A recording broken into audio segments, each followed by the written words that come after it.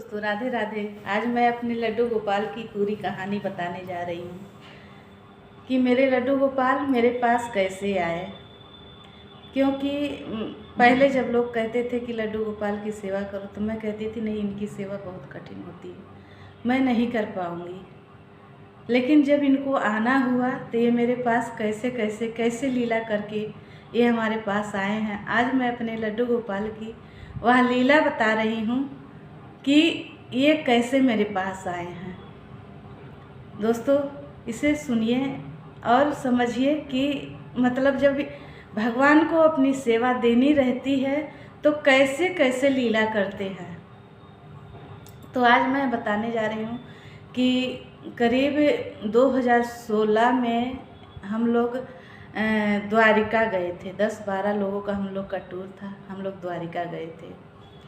द्वारिका गए, वहाँ पर फिर ये हुआ कि द्वारिका से हम लोग का रिटर्न मतलब द्वारिका से सोमनाथ जाने वाले थे, सोमनाथ से फिर उज्जैन, और उज्जैन से वापस हम लोग का फैजाबाद का टिकट था।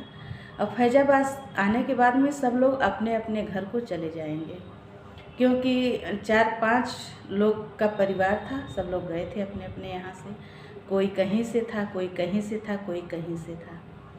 तो हम लोग जब वहाँ गए तो फिर ये हुआ कि वापस फैजाबाद आएंगे तो एक दिन फैजाबाद भी अयोध्या में रुक कर और उसके बाद सरजू जी स्नान करके और रामलला का दर्शन करके उसके बाद सब लोग अपने अपने घर की तरफ जाएंगे।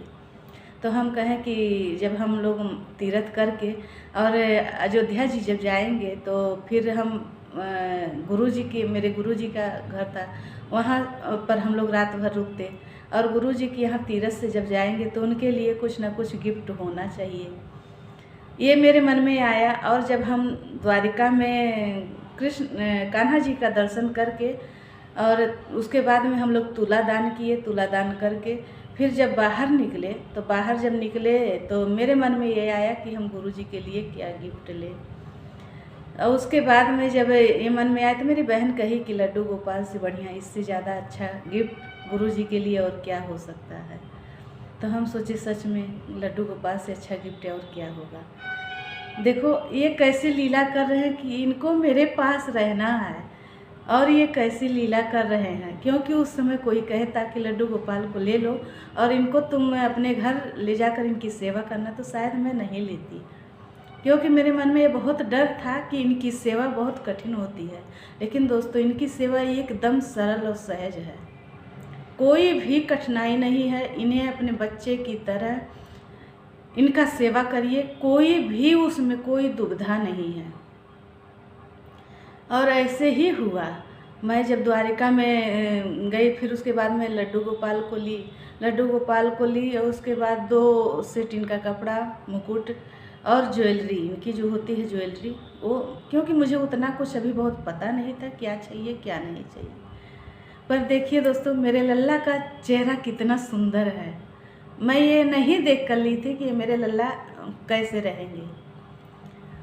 फिर वहाँ पर मैं 2-2 सेट सब जब लेकर आई और उसके बाद में हम लोग गंगा जल लिए थे। वहाँ कोई एक कौन सा शंकर जी का कोई ज्योतिर्लिंग है, याद नहीं आ रहा वहाँ का नाम क्या है ज्योतिर्लिंग का।